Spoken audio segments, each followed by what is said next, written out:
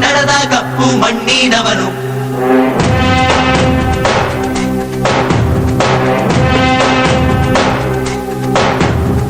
ವಜ್ರ ಬಲ್ಲಾಳ ರಾಯ, ಸೋಗೆ ಬಲ್ಲಾಳ ರಾಯ, ಕತ್ತಿಗಲೆ ಬಿತ್ತಿ ಹೋದ